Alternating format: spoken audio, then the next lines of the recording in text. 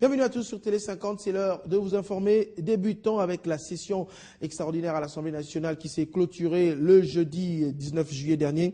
C'est l'heure des vacances parlementaires et plusieurs députés nationaux élus du Nord Kivu comptent se rendre dans leurs fiefs électoraux en proie à des combats entre militaires et rebelles du mouvement du 23 mars. La situation sécuritaire les oblige donc à apporter leur soutien à la population civile. Restons toujours au Nord Kivu. Le gouverneur a effectué une courte visite vendredi à Walikale Centre. Il était à la tête d'une forte délégation composée des membres du comité provincial de sécurité. Sur place, Julien Paluku a appelé la population civile au calme et à collaborer avec les FARDC. L'autorité provinciale a également encouragé l'armée pour le travail abattu en faveur de la sécurité des populations dans ce territoire.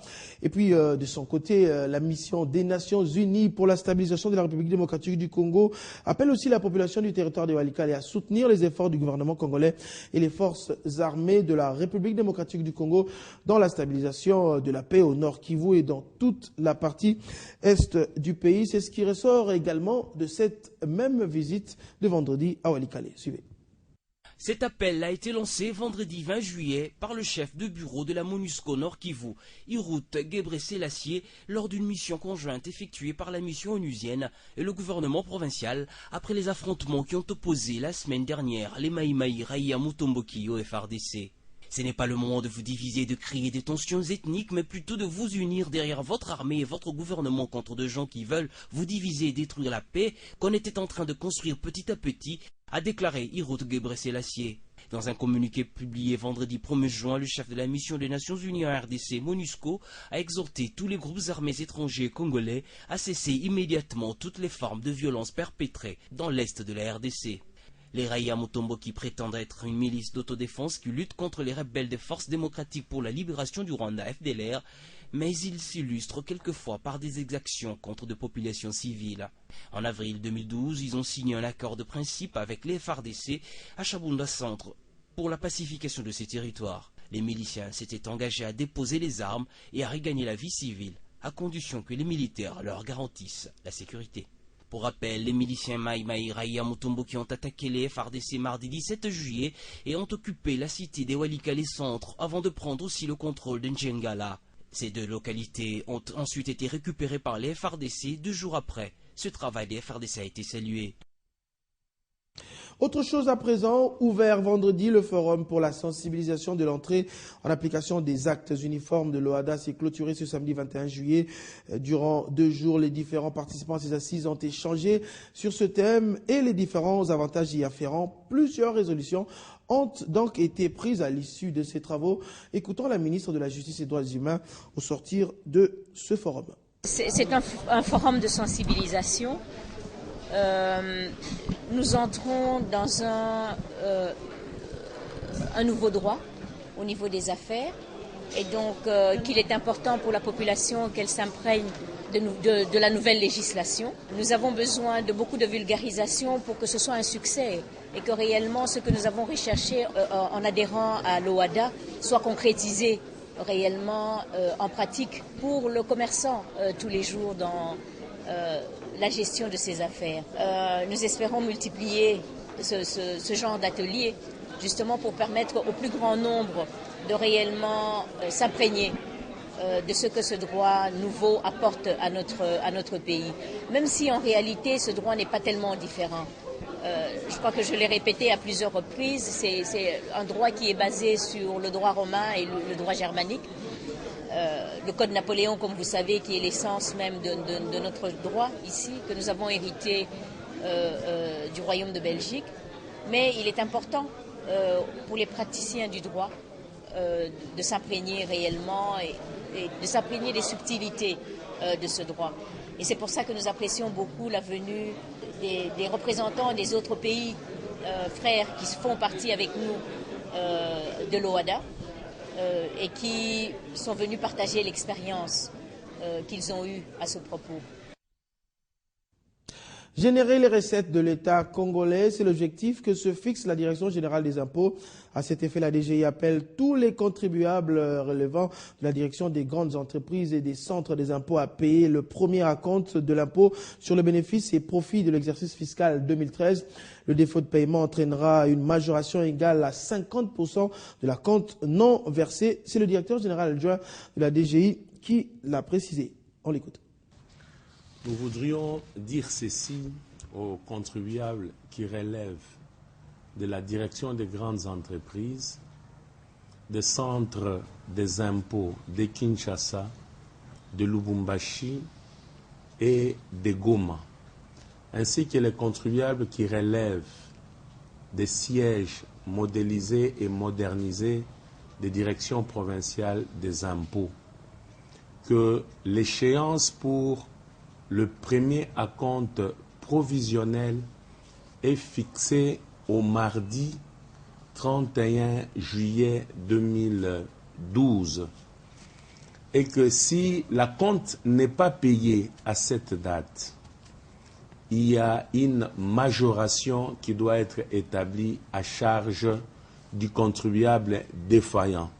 Il en est de même si l'acompte est payé partiellement. Pour la partie non payée, il y a une majoration de 50% pour la partie non payée et une majoration de 50% pour l'acompte qui n'est pas payé également. Et si le contribuable dispose d'un crédit impôt, l'imputation de ces crédits ne peut pas aller au-delà de 20% de l'acompte dû. Parlons des activités des partis politiques. La Ligue des jeunes du PPRD revient à nouveau dans l'actualité. Vendredi dernier, les jeunes de la capitale se sont retrouvés au siège de la Ligue en présence du vice-président national Deo Indoulou. L'objectif était de faire le point sur tous les sujets à la une de l'actualité, notamment la situation sécuritaire dans l'est du pays, l'initiation à la nouvelle citoyenneté, sans oublier les prochaines élections municipales et provinciales. Vendredi 20 juillet 2012. 6e rue Limité, quartier général de la Ligue des jeunes du PPRD. Ce sont les retrouvailles entre les jeunes et le vice-président national de la Ligue des jeunes du PPRD. L'honorable Deo Gracias Indoulou a tenu à rallumer le feu patriotique dans le chef de cette jeunesse dynamique qui a contribué à la majorité présidentielle. Beaucoup de questions d'actualité, notamment l'appel à la jeunesse de contribuer de façon palpable à l'œuvre initiée par Joseph Kabila Kabange qui consiste à moderniser la République démocratique du Congo dans sa vision de la révolution de la modernité. Le travail, seul le travail, offrira à la RDC sa position du pays émergent. Le jeune du PPRD doit faire le modèle dans la société congolaise. Par rapport à la situation d'insécurité dans l'est de la République démocratique du Congo, le vice-président national a relayé les arguments du gouvernement du fait que l'Union africaine, le sommet de la SADC se sont investis pour appuyer les efforts de paix consentis par le président de la République et chef de l'État, Joseph Kabila Kabange. Il a enfin terminé par la tenue prochaine des élections provinciales et municipales, c'est dont il a invité les jeunes du Parti du Peuple pour la reconstruction et la démocratie de rester vigilants, disciplinés et loyaux au président de la République, Joseph Kabila Kabange, pour davantage donner la victoire aux candidats de leur parti. L'honorable Deo Gracias Indoulou a aussi invité les jeunes à adhérer à la discipline du parti sous l'impulsion du professeur Évariste Bochab, secrétaire général du parti. Et dans le reste de l'actualité, au moins 12 personnes tuées, 18 autres blessées dans la nuit de jeudi à vendredi dans un cinéma bondé d'Aurora à la banlieue de Denver dans le Colorado. Ce samedi, des centaines de personnes se sont recueillies en mémoire des victimes. Le suspect s'appelle James Holmes, étudiant de 24 ans. Il a été arrêté sans résistance à l'arrière du cinéma juste après les faits. Le président Barack Obama a donné l'ordre de mettre les drapeaux en berne sur tous les édifices publics pendant 6 jours. La fête des 2 ans de Télé 50 a vécu, c'était vendredi autour de la piscine au Grand Hôtel Kinshasa. Ambiance de fête, de témoignages, mais aussi de pensée pour les populations de l'Est de la RDC. Retour sur l'événement.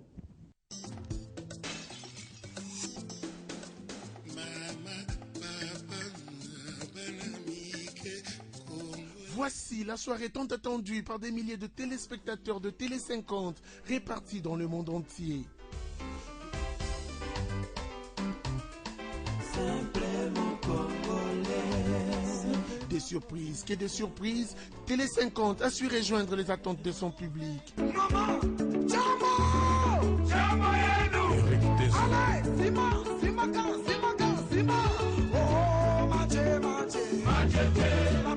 Une soirée riche en couleurs, avec un accent essentiellement mis sur la situation qui prévaut dans l'est de la République démocratique du Congo.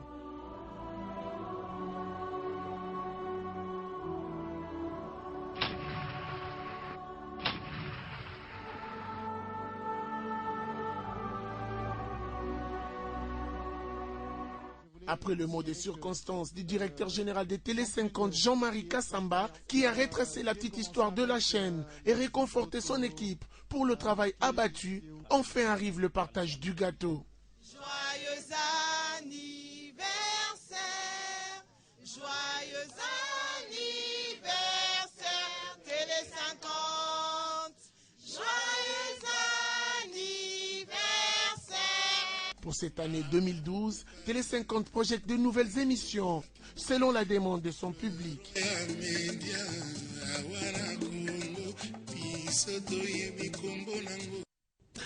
Et puis du sport, tournoi de football international CECAFA pour sa troisième et dernière rencontre en phase de groupe. Le représentant de la RDC, l'ASV Club de Kinshasa, est passé à côté d'une deuxième défaite consécutive. Les Verts et Noirs ont concédé un nul d'un but partout face à Simba de la Tanzanie et s'invitent en quart de finale de ce tournoi. Valdo Simoyamba pour